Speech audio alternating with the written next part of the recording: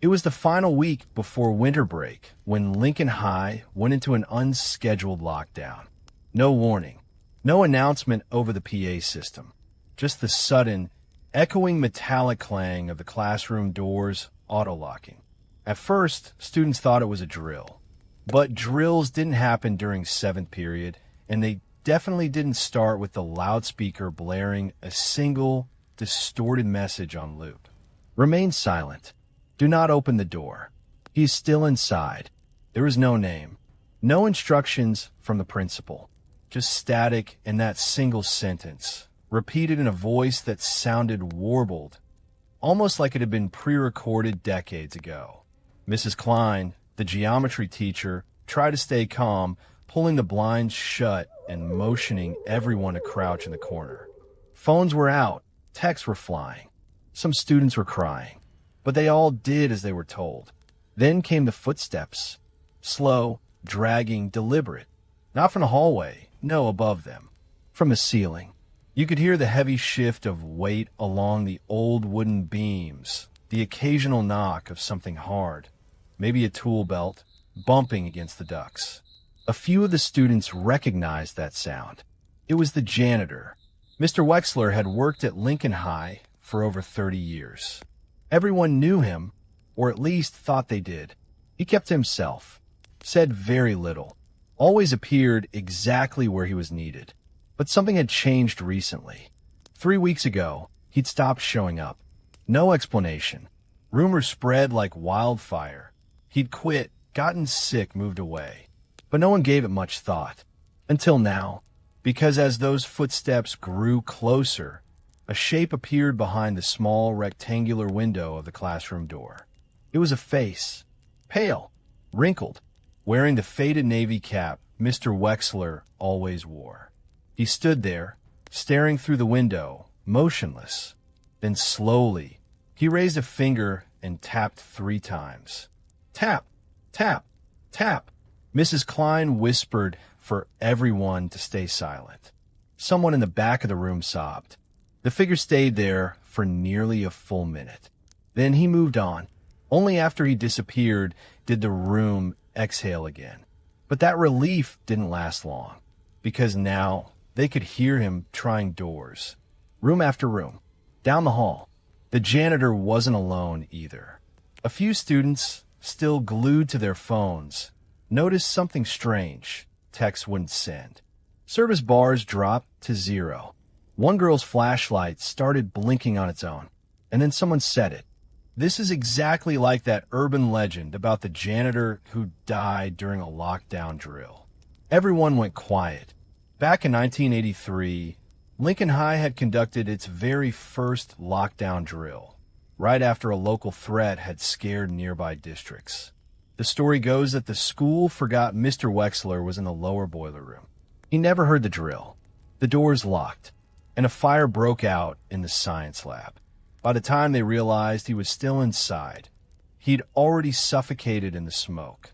The school covered it up, supposedly, buried it under bureaucracy, but staff whispered about it for years, saying the old janitor never really left, that every few years something tripped the system, locking the building down exactly the same way. And on those days, Wexler would walk the halls again. Students in room 213 were about to find out how real that legend was, because the lights began to flicker. One by one, the overhead fluorescents blinked out with a buzzing sound, until only the emergency light above the whiteboard remained. And then scratching.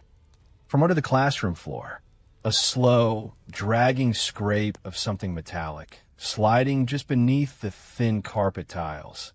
Mrs. Klein tried to remain calm, pulling a filing cabinet in front of the door. But before she could finish, the looping announcement suddenly cut out, and for a split second, everyone heard something else. Breathing. Wet. Ragged. Like someone choking on smoke. Then silence. Real silence. Outside, the hall was dark. Still. No more footsteps. No more scraping. Just the distant echo of a locker slamming shut. After nearly an hour, the PA system crackled again. Lockdown complete. Thank you for your cooperation. The doors unlocked automatically. Teachers were told to escort students to the gym for dismissal. But no one could find Mrs. Klein, or the girl who first spotted the janitor's face in the door window. Later that night, when the janitorial crew finally swept the second floor, they found room 213 empty, except for one thing. 3 parallel gouges in the floor near the back wall, as if something had been clawing its way up from below. And in the dark, just barely visible on the camera feed from the main hallway, a figure was seen pushing a janitor's cart toward the boiler room, dragging something behind it. To this day, no one can explain what triggered the lockdown, or why the emergency systems played a decades-old message that no one had access to. But students at Lincoln High don't ask questions anymore, because every winter, the doors still lock on their own. And if you listen closely, you can still hear the janitor walking above the ceiling tiles. They're watching from everywhere. Subscribe before it's too late. And tell me, where are you watching from? I said it was just a drill. It was third period on a rainy Tuesday when the intercom crackled to life. Attention, staff and students. We are initiating a lockdown. This is not a drill. The words were cold, precise, followed by a sound I'd never heard over the school speakers before. Something like a muffled gasp. Then silence. I was in a music room, tucked at the far end of the performing arts wing. Our teacher, Mr. Talbot, froze for a split second, then motioned for everyone to move. He locked the door, turned off the lights, and ushered us to the corner behind the piano. At first, it felt routine. We'd done drills before, but this was different. There was a tension in the air that didn't feel staged. Something about the way Mr. Talbot was holding his breath, the way he checked the hallway 3 separate times before crouching down beside us, told me he was scared. And Mr. Talbot was never scared. Minutes ticked by, stretching into half an hour. The rain outside had picked up, tapping nervously against the windows. Then we heard it. Footsteps. Slow, deliberate. Just outside the door. Whoever it was, they weren't running. They were dragging something. Heavy, scraping along the tile. One of the flutes let out a soft metallic clink as someone shifted and the footsteps stopped. They stayed there, right outside the door, for what felt like forever. We could hear breathing. Low, shaky, and then a soft knock. 3 times. Then a whisper, just barely audible through the door. I know you're in there. I could feel the girl next to me, Ava, trembling. Mr. Talbot didn't move. None of us did. We sat there, paralyzed, as the whisper turned to laughter, quiet, breathless laughter. And then nothing. The footsteps faded. Eventually, the intercom came on again. Same voice as before, same cold delivery. Lockdown is still in effect. Remain in place until further notice. Hours passed. Our phones had no signal, no notifications, no updates. The power flickered once, then dimmed to backup emergency lights. But no one came. No principal, no police, no all clear. That's when Mr. Talbot stood up and tried to call someone. The line was dead. Landlines too. Even the emergency radio in the corner. It just hissed static. Then came a second knock. This time, it was on the window. A face, pale and long, just barely visible through the sliver between the curtains. Its eyes didn't blink, just stared, pressed up against the glass, watching. Someone whispered, "Is that a mask?" But it wasn't. The face slowly retreated from the window. Then nothing. We tried barricading the door with music stands and chairs. But something about the room began to shift. The piano keys would randomly play a note, even though no one touched them. The metronome on the teacher's desk started ticking by itself, out of rhythm, speeding up, then stopping altogether. It was like the room was aware. Some students started crying. One tried the door. Locked. But when she peered through the window and the door, the hallway was pitch black. Not just dim, completely void of light, like a curtain had been drawn over the world outside. There was no sound anymore. No wind. No rain. Just us in the music room. That's when we noticed something written on the whiteboard. None of us had seen anyone write it. It said, "The drill is over. Stay seated." No one moved after that. Sometime later, minutes, hours, days, a boy named Jordan cracked. He said he couldn't take it anymore and opened the door. We tried to stop him. He stepped into the hallway and vanished. I mean that literally. The moment he crossed the threshold, he was gone. No sound, no scream, just gone, like he stepped out of existence. And then the lights in the music room flickered back on. The instruments, every single one, played a single, dissonant note in unison.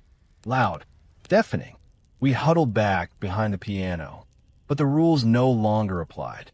The walls began to shift, subtly at first. The posters on the walls faded. The photos of past bands and orchestras disappeared. Even the school's name on the instrument cases was replaced by something else. Unreadable symbols, etched like claw marks. Ava whispered something to me, then, something that still haunts me. This isn't a lockdown. It's a trap. She was right. We stopped counting time after that. Some students fell asleep, but never for long. They'd wake up gasping, saying they'd dreamt of being in the hallway, surrounded by shadows that knew their names. Mr. Talbot stopped talking. He just stared at the door. Then, one day, the door was open again. The hallway looked normal, lit, empty, but no one dare cross it. I don't know how long we've been here. The instruments never collect dust. The food in our bags never rots.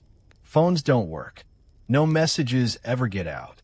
But sometimes when we press our ears against the walls, we can hear the school bell faint, distant, echoing like it's trapped in time, waiting for us to come out.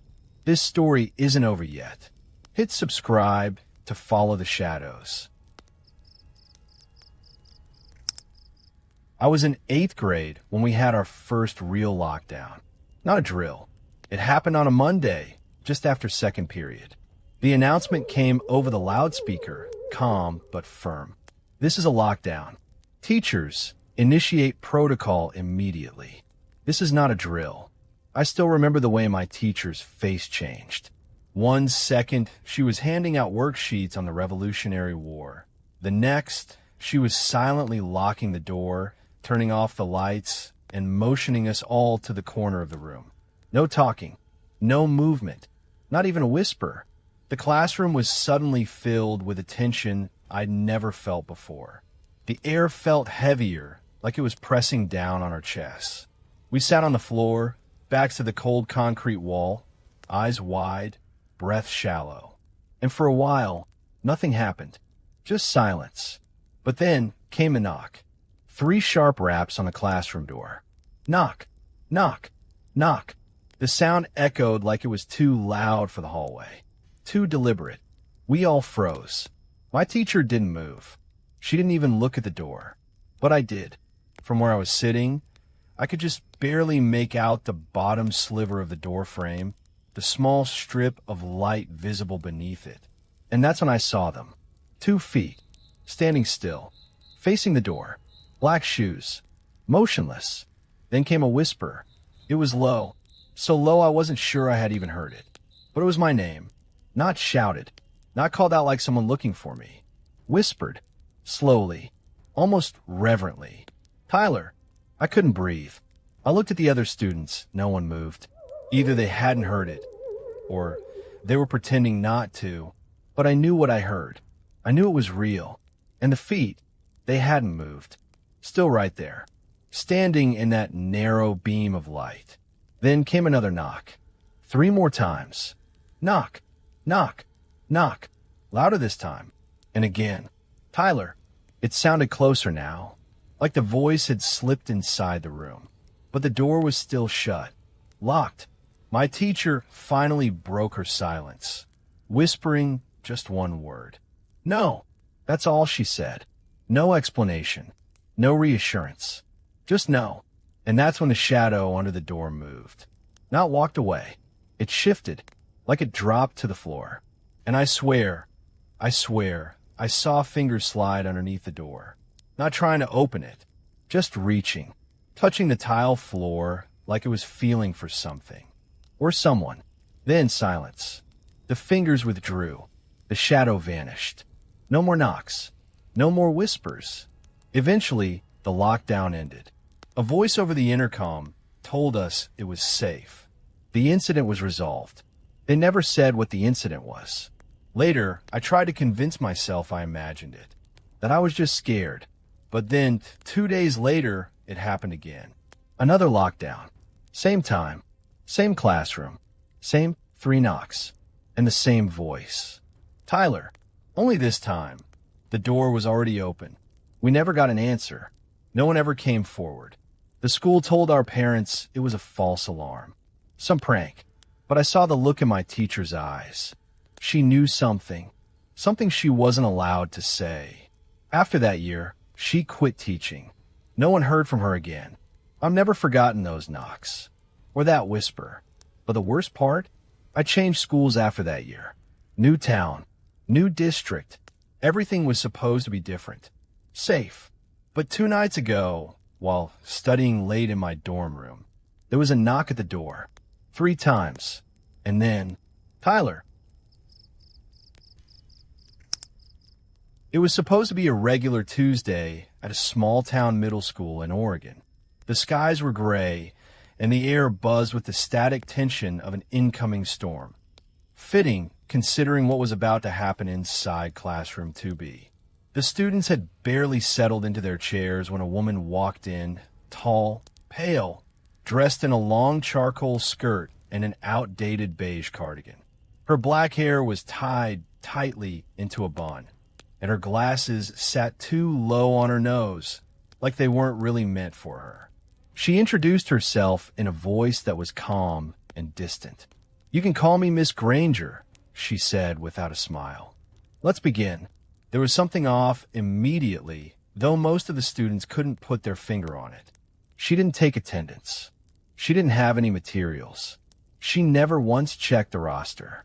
She simply stood in front of the chalkboard and began writing cryptic phrases. Not math problems, not English, just strange statements. He watches from above the ceiling tiles. Don't blink when the lights flicker. Do not trust the voice on the intercom. At first, they thought it was some weird kind of test. A creative writing exercise, maybe, but she didn't explain. She just wrote and wrote and wrote, faster and faster, until the chalk snapped and her fingers bled white dust. At 9:14 a.m., the school went into lockdown. The intercom buzzed and the principal's voice crackled through. "This is a lockdown. Teachers, secure your rooms. Students, remain silent and out of sight." It wasn't a drill. The air went tight. Chairs scraped. Curtains closed. Lights flicked off. But Miss Granger didn't move. She stood at the chalkboard, still scribbling, now humming low, tunelessly. When the students begged her to follow protocol, she turned and whispered something they would never forget. "There's nothing outside. The danger is already here." Some thought she was being dramatic. Others thought it was part of the lockdown procedure. But when they heard heavy footsteps echoing in the hallway, slow, dragging, deliberate, every instinct screamed that something was horribly wrong. They watched from behind bookshelves and under desks as the doorknob twisted violently, once, twice, and then it stopped. Miss Granger calmly walked to the door and whispered something through the crack. No one heard what she said, but whatever was out there responded with a low groan, like a growl smothered in static, and then receded down the hallway. When it was safe enough to breathe again, one brave student pulled out their phone. They texted a friend in another classroom. "Who's Miss Granger? We've never seen her before." The response came seconds later. "There is no Miss Granger. Our regular sub called in sick. The office couldn't find a replacement." That student turned white. They checked the school website. checked the teacher roster, checked the staff sign-in sheet, updated daily in the front office. There was no Miss Granger listed anywhere. Not then, not ever. Still, she was there, writing, humming, smiling now, as if she was waiting for something. The lockdown finally lifted an hour later. When administrators came to check on classroom 2B, they found the door locked from the inside. When they opened it, the classroom was empty. No students, no substitute.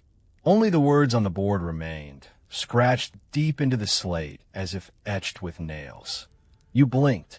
Now I'm inside. Authorities treated it like a prank. A mass hallucination, they said. The students were found several hours later, wandering the field behind the school in a daze. All of them unharmed, but unable or unwilling to say where they'd been. One student, weeks later, finally opened up to their parents. She said they'd never left the classroom. She remembered Miss Granger singing. She remembered the chalkboard. She remembered watching the shadows crawl across the floor in patterns that made no sense. She remembered time breaking, hours passing in seconds, or seconds stretching into years. And she remembered that once, during the flickering of the fluorescent lights, Miss Granger's reflection in the window didn't move when she did. A full investigation followed. Surveillance footage from classroom 2B was corrupted. Static feedback, and for exactly 13 seconds, what looked like a figure leaning over the camera, long fingers pressing against the lens. Teachers who reviewed it complained of headaches. 2 suffered nosebleeds. The classroom was sealed for months. Eventually, the chalkboard was removed completely. But students reported that every time they passed the room, they heard faint humming behind the door. And once, just once, a substitute showed up again without being scheduled. She wore a beige cardigan. Her ID badge was blank. Her name didn't register in the system. When the secretary asked who assigned her, the woman smiled. I've always been here. I never left. Since then, classroom 2B has been permanently converted into storage. No one teaches there. No one dares. And no matter how many times they paint over the walls, 3 words always seem to reappear, faint but persistent, when the lights go out. Do not blink. It was supposed to be a routine day at Pinecrest Middle School. A Tuesday, the kind where you stare at the clock more than the whiteboard. But just after second period, the intercom crackled to life. Not with an announcement, but with a single word repeated twice. Lockdown. Lockdown. Classroom doors slammed shut. Lights went off. Teachers ushered students to corners, away from windows. Whispers faded. Phones went silent. Then stillness. Mrs. Alder, the 7th grade science teacher, had rehearsed this dozens of times. But something about this lockdown felt wrong. Usually, they were announced as drills. This time, no one said it was a drill. And more chillingly, no one said it wasn't. Her classroom sat on the 3rd floor, windows facing a grove of skeletal winter trees. From where she crouched with her students, she could see faint movement outside. Not police, not security, just someone walking slowly through the trees, pausing, watching, then disappearing behind the gray bark. 10 minutes passed, then 20. Silence, and then the fire alarm blared. It didn't just ring, it screamed. A high-pitched, pulsing shriek that drilled through the darkness. Red lights strobed violently in every hallway. Some students stood instinctively, confused. Fire drills meant evacuation, but lockdowns meant stay hidden. Which rule overruled the other? Mrs. Alder froze. She looked at the classroom phone. No dial tone. She looked at her cell.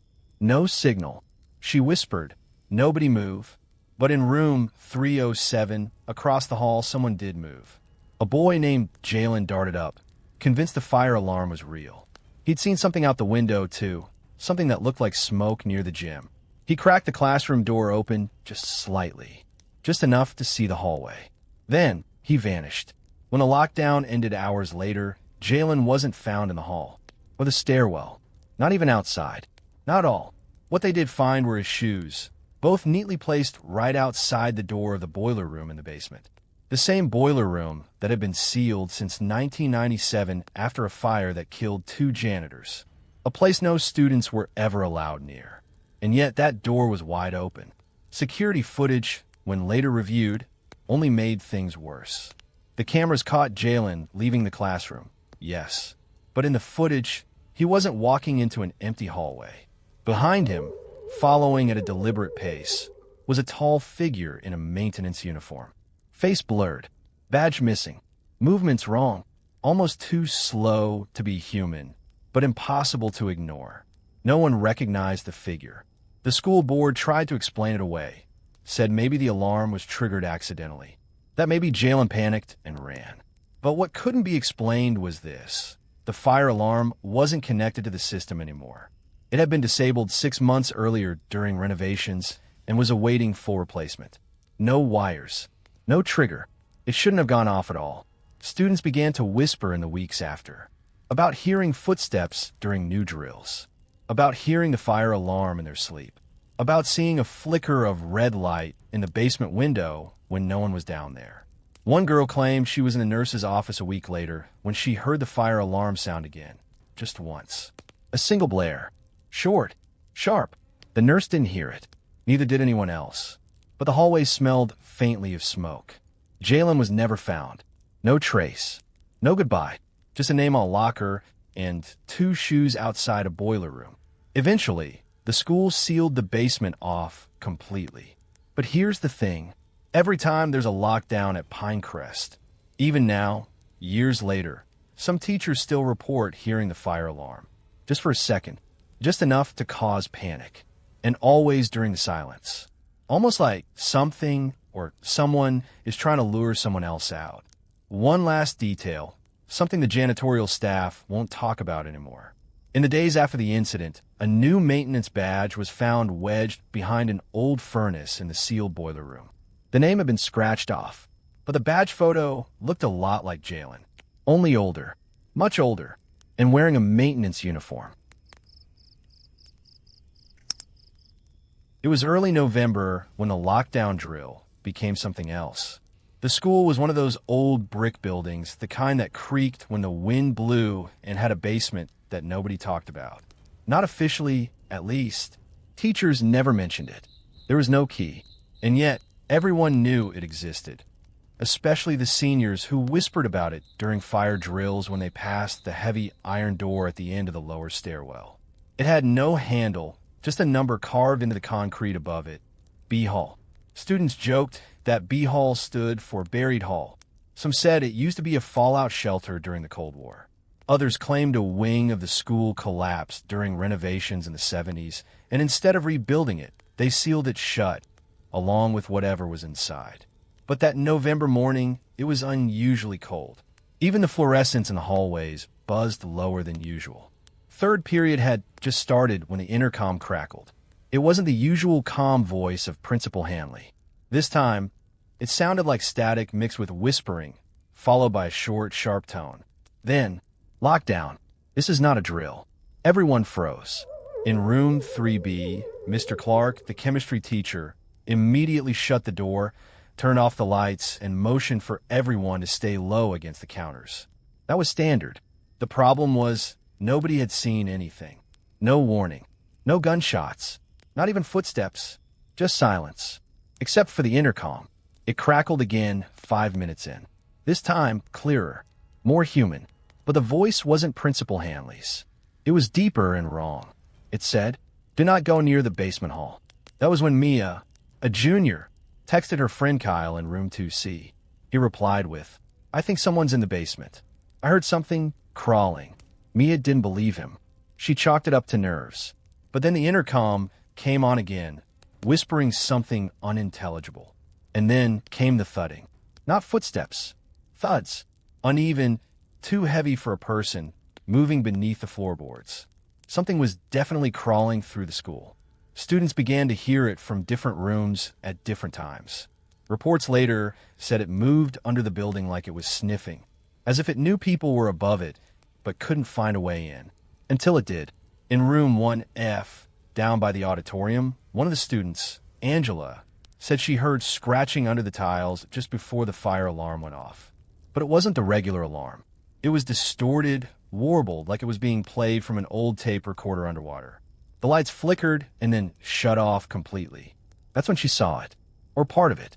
From the gap between the door and the floor, something slid through. Long, pale, and thin like a stretched-out hand, but it had no fingers. Just a kind of root-like structure that twitched, then retracted when she screamed. The lockdown continued for over 40 minutes. No police arrived. No announcements. Just the soft hum of emergency lighting and the occasional rattle of pipes beneath the floor. Then came the scent. Several classrooms reported a smell like old soil mixed with rotting wood, almost organic. One student described it as the smell of an attic that's never been opened, but wet. Around minute 49, someone tried to escape. A sophomore named Landon ran into the hallway from room 2A, panicked. He left the door open. Security footage later showed a shadow approaching him. Not running, but moving low across the floor. It looked flat at first, like a shadow that shouldn't have been there, then it rose. Slowly, the lights above him dimmed as it passed under each fixture.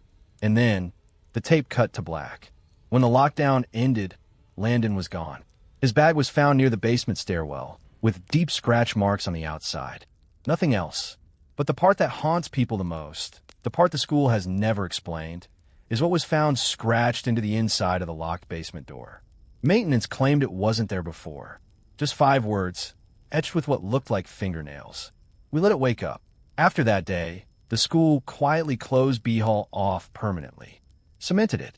Security patrols increased.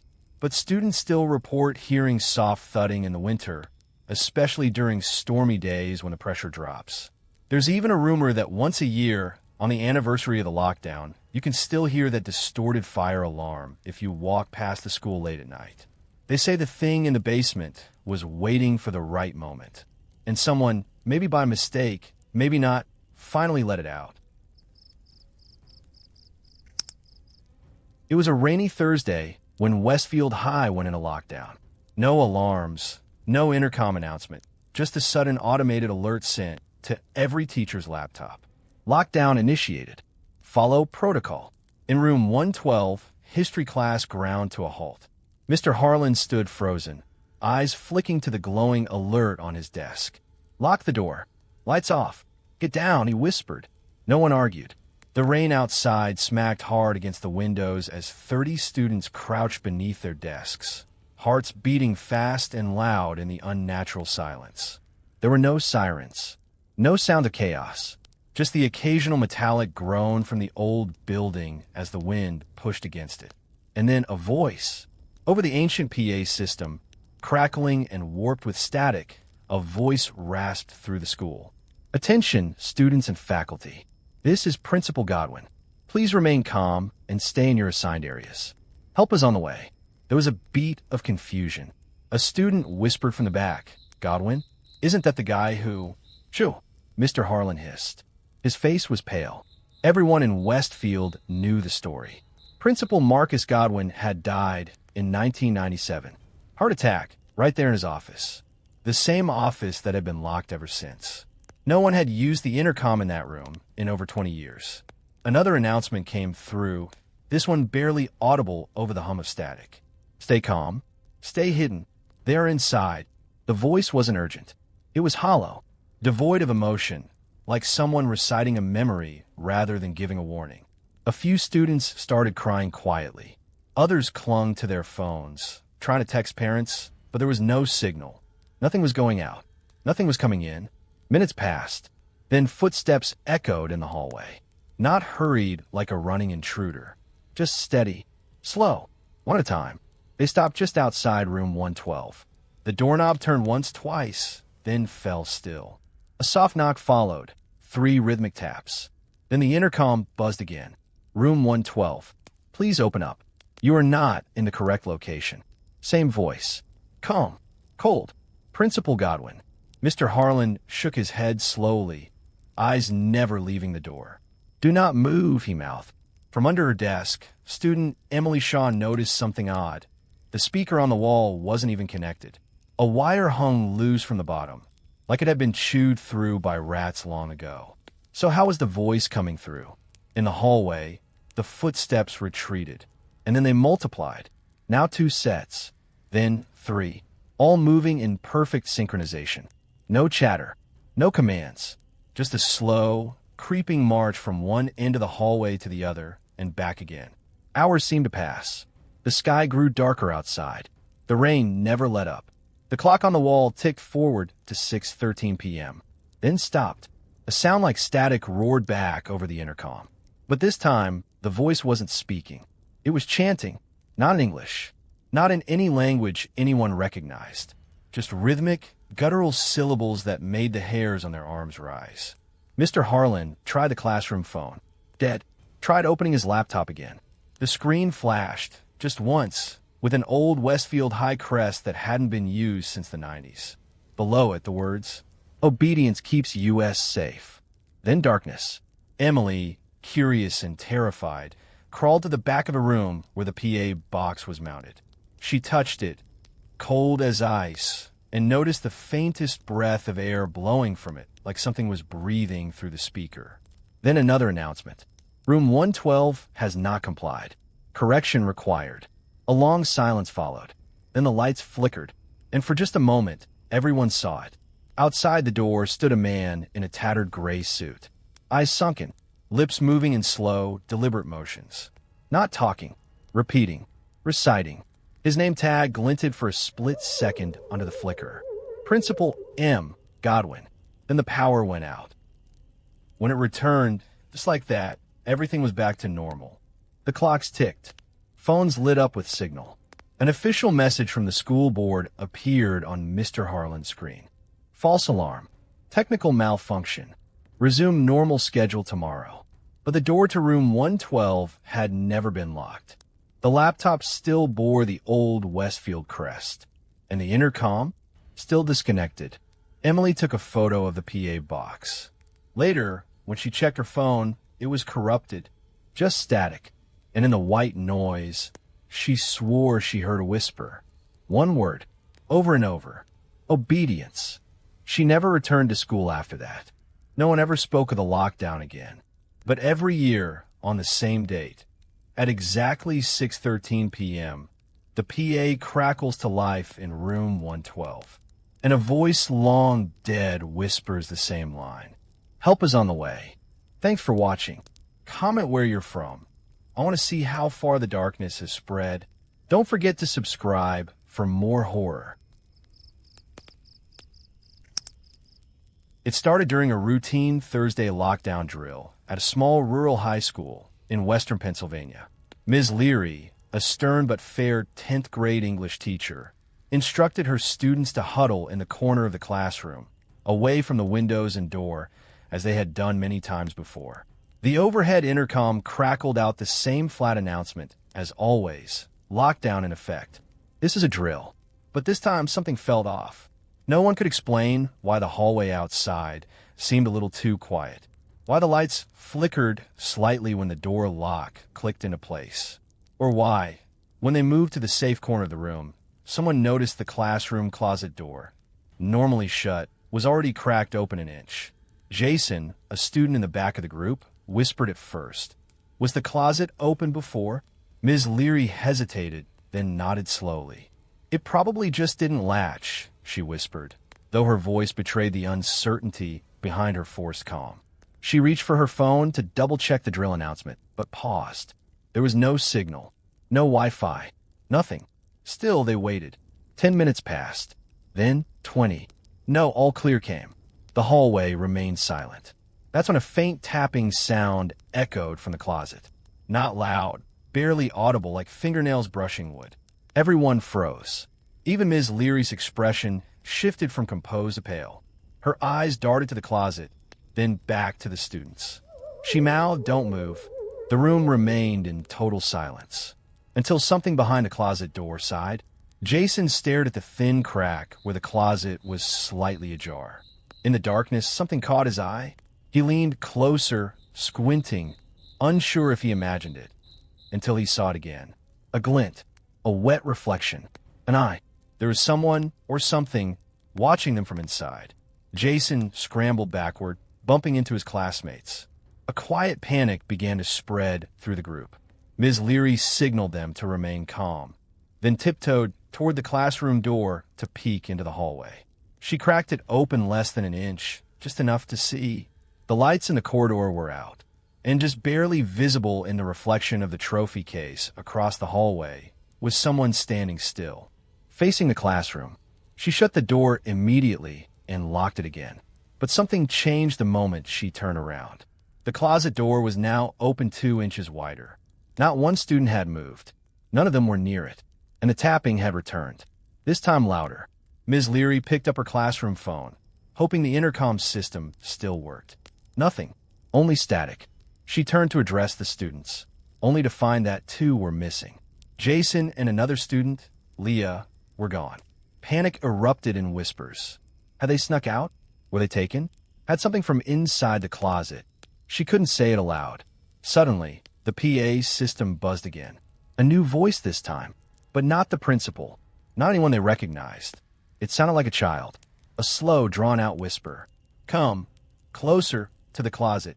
That's when every student screamed. The closet door swung fully open on its own, slamming against the wall. Papers and books flew out, scattering across the floor. But the interior was pitch black. It didn't even look like the inside of the storage space they all remembered. Almost like the darkness itself was deeper. Ms. Leary grabbed a flashlight from her drawer, flicked it on, and pointed it into the closet. There was no back wall. Where the shelves and supplies once sat was now a narrow stairwell descending into shadow. A low, guttural breath escaped from somewhere deep within it. Leah's voice floated upward. Jason says it's okay down here. But the voice didn't sound quite like Leah anymore. It was mimicking her. That was the final straw. Ms. Leary threw open the classroom door and led the remaining students out, sprinting down the dark corridor, their footsteps echoing with every step. As they ran, every classroom they passed was empty. Lockdown signs hung in the windows, but no teachers, no students. And in every room, the closet doors stood wide open. When they finally reached the main office, they found the principal sitting at her desk, staring blankly at a static-filled monitor. She didn't blink. She didn't move. And from the corner of the office, behind a supply cabinet, 2 eyes watched silently. When emergency responders finally arrived, they found Ms. Leary and 10 students locked inside the staff bathroom, hysterical. Jason and Leah were never found. Neither were the original blueprints of that classroom's closet. According to the district's records, that room was never supposed to have a closet at all. And from that day on, the school security system began picking up something strange in that room every night. Movement inside the walls. Always behind the closet. Always watching. It started as a whisper, something subtle enough that I thought it was in my head. That Friday afternoon, I stayed behind after 7th period to finish a research paper. The school library was nearly empty, just the way I liked it. Fluorescent lights buzzed above, casting a cold glow over the aging shelves. Miss Keller, the librarian, sat at her desk humming softly while stamping returns. It was just after 3:30 when the first announcement crackled over the intercom. Attention faculty and students. The building is now under lockdown. Please secure all doors and remain silent. Miss Keller's head snapped up. I could see the confusion in her eyes. She picked up the phone on her desk, dialed a few numbers, and frowned. No answer. Then came the second announcement, softer this time, almost garbled. Remain out of sight. Do not respond to anyone, even if they appear familiar. That's when I knew something was wrong. That last part, it wasn't protocol. Miss Keller motioned for me to stay down and began locking the entrance doors. She whispered, "Must be a drill, just stay quiet." I ducked behind a row of bookcases near the back of the library, beside the archives. The air there always smelled like dust and forgotten things. 5 minutes passed, then 10, then footsteps. Not from the hall, from inside. At first I thought it was Miss Keller, but the steps were too heavy, too deliberate. I peeked through the cracks in the shelves. Miss Keller was still crouched behind her desk, eyes wide, trembling. The sound grew louder, slow, measured, echoing off the stone tile. That's when I saw it. It was tall, nearly 7 feet, hunched over as it moved between the rows. It looked vaguely human, long arms, pale limbs stretching unnaturally. But its face wasn't right. It had no eyes, just smooth, sunken skin where they should have been. Its mouth was fixed in a grin far too wide, as though carved into its face. It sniffed the air, slowly turning its head from side to side. I held my breath. Then it spoke. But it didn't speak like a person. It mimicked voices. At first, it sounded like the principal, stern and confident. "This is a lockdown. Remain calm." Then it shifted. Now it was a student I recognized. Emily, from my chemistry class. "Is anyone there? I am scared." My blood turned to ice. It was copying voices. It passed my aisle, and I saw its back, spinal ridges protruding beneath torn clothing. It didn't wear shoes. Its feet were long, distorted, more like claws than anything human. Suddenly, a book slid off a shelf behind me. It turned instantly. I scrambled back, knocking over a chair. The thing screamed, not loud, but high-pitched and shrill, like metal dragging across glass. It sprinted toward me. I ran, past rows of books, past old microfilm machines, toward the study room in the far corner. I slammed the door shut and locked it, pressing myself into the dark. Outside, it paced, slowly, methodically. It whispered in Miss Keller's voice now, almost gently. "Come out, dear. It's safe now. I promise." I covered my ears. Then silence. I waited for minutes, maybe hours.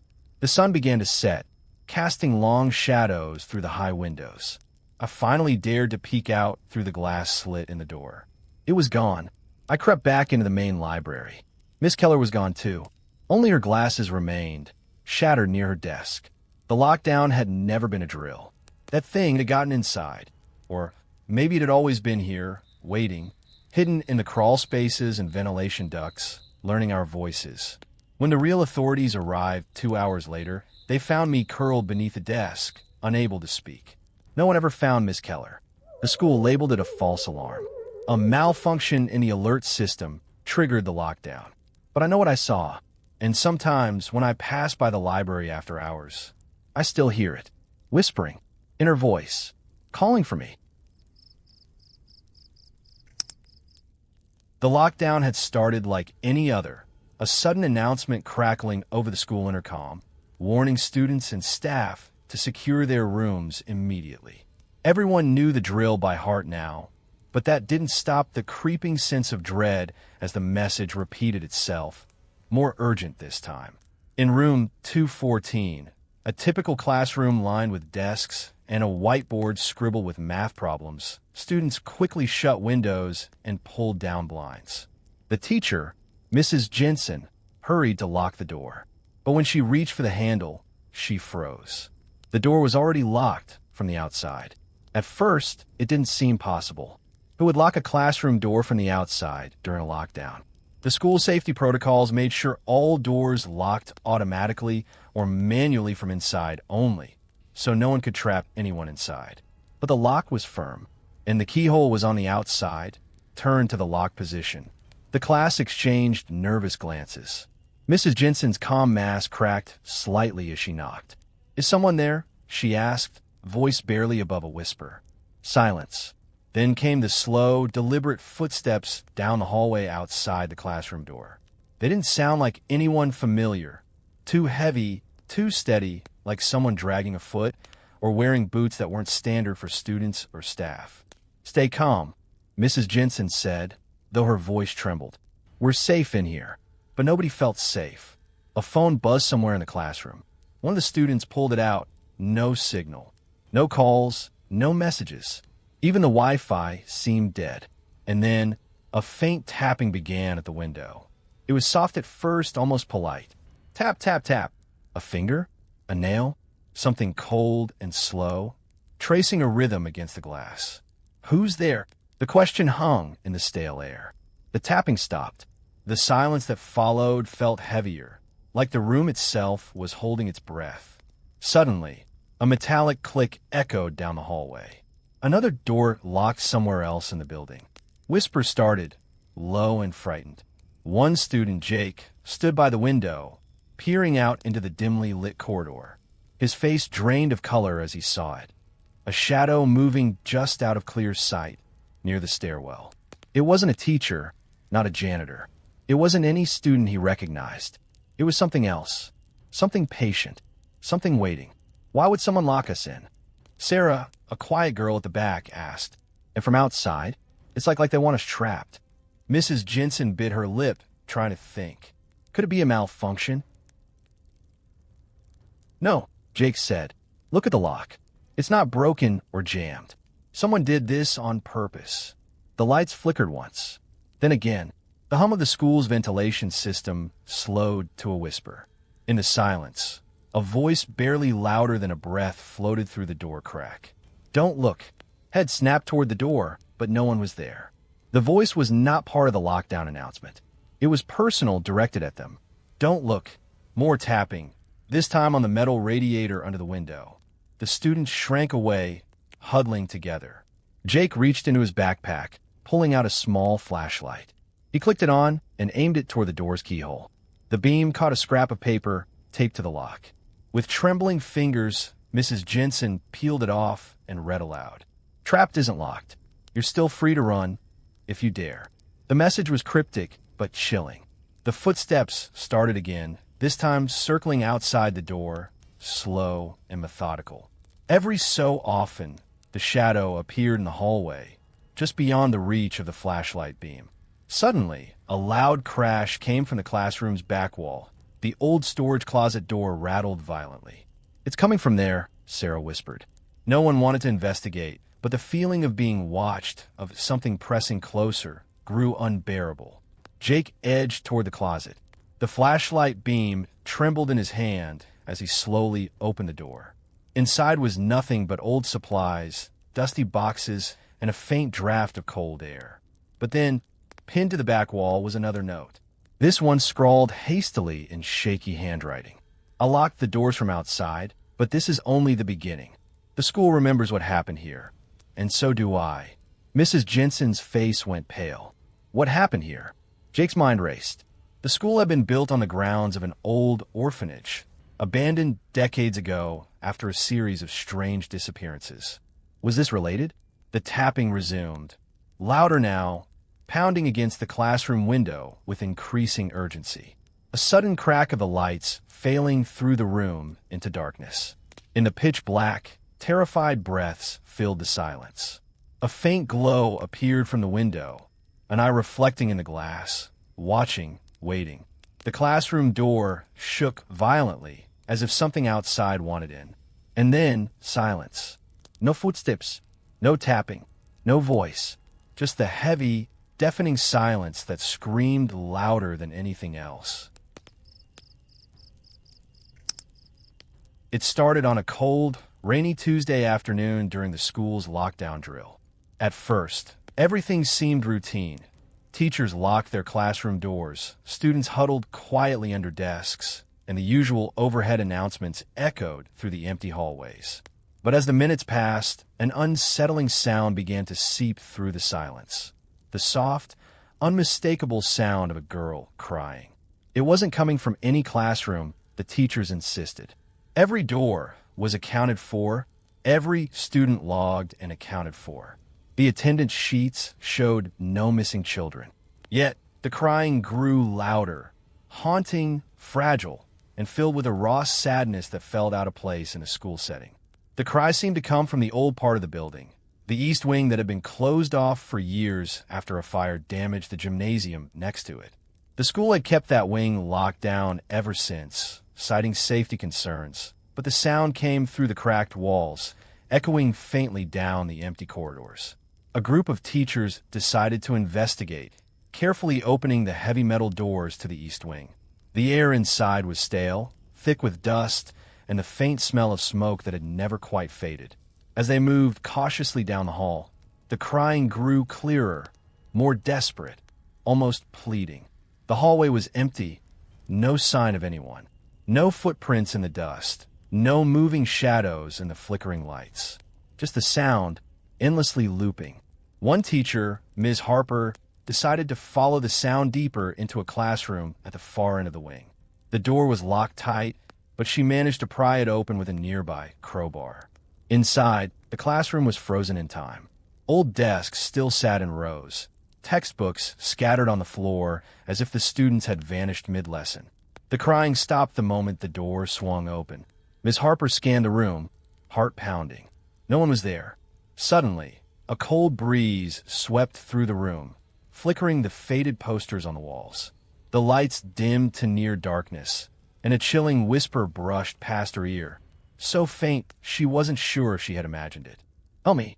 She slammed the door shut and ran back to the main building, but the sound of the crying followed her, fading, then growing louder, until it disappeared altogether. The next day, the principal ordered the East Wing permanently sealed off. But the story didn't end there. Weeks later, students reported hearing the crying again, this time in the new wing. It was always distant, always impossible to locate, and always just out of reach.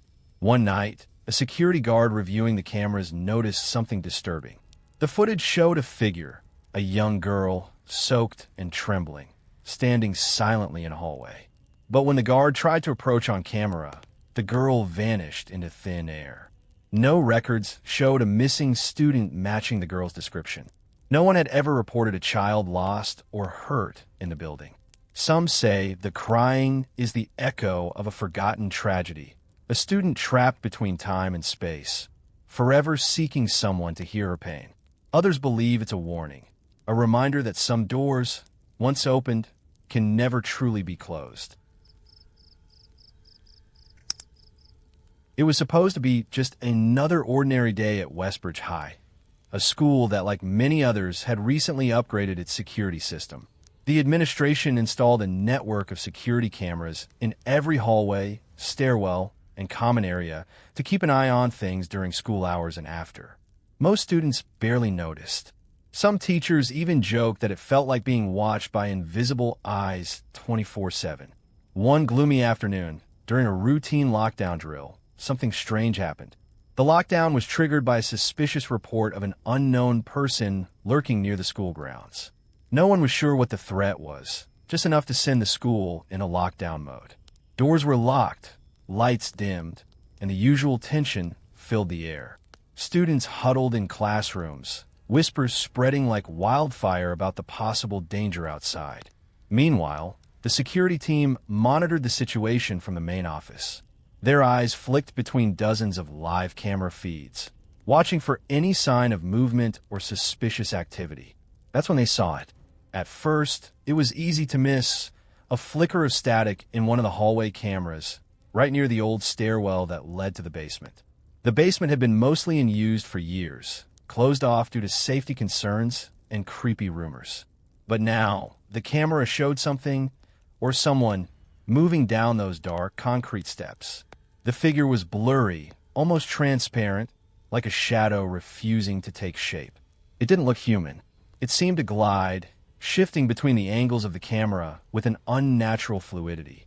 The security guard zoomed in, his breath caught in his throat as the figure's vague outline appeared to pause, then slowly turned its head toward the camera.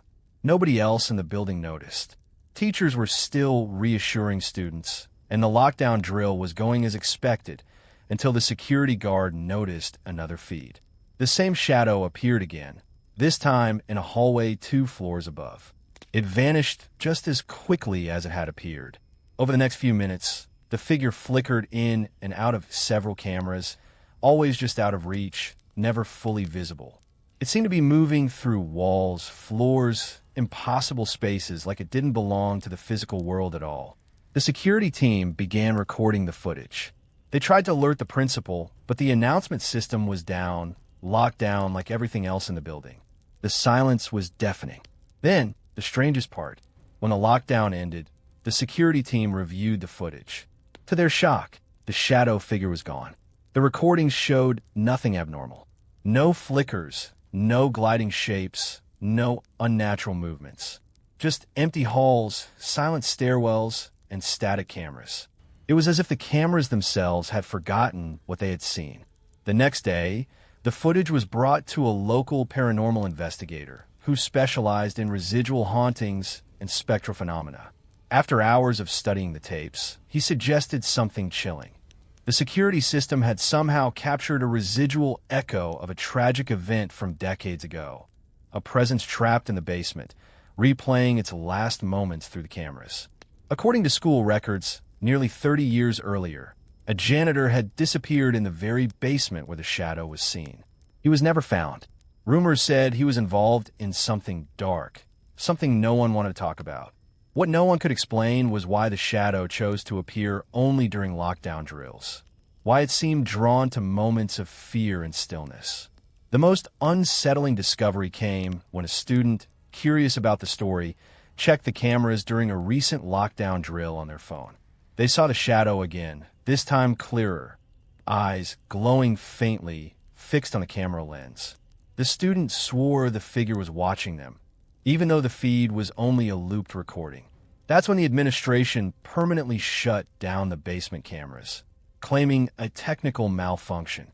But some teachers whispered that the school was trying to bury something far worse. Was the shadow a restless spirit, a glitch in the security system, or something else entirely? Something that existed just beyond the veil of our reality? One thing remains certain. When the security camera catches what we can't see, sometimes it's a warning. A glimpse into something lurking in the empty halls, waiting patiently for the next lockdown to reveal itself once again. It started like any other day. The sun was bright, the halls bustling with students racing to their classes. Nobody could have guessed what was about to happen. Just after first period, the school went into lockdown. The announcement came over the loudspeakers, calm but urgent. Attention, this is a lockdown. All students and staff must secure themselves in their classrooms immediately. Lock doors. Stay quiet. Await further instructions. Teachers moved swiftly, pulling students to safety. Locking doors, turning off lights, and hiding behind desks became routine in those tense moments. But this lockdown wasn't just a drill. In room 214, Mrs. Carter's sophomore English class obeyed orders without hesitation. Desks shoved against the doors, windows curtained, phones silenced. The only sound was the occasional nervous breath or a whispered prayer. Minutes stretched on. Minutes bled into an hour. No updates came. No footsteps echoed down the hallway. Then, the strange part began. Mrs. Carter counted heads.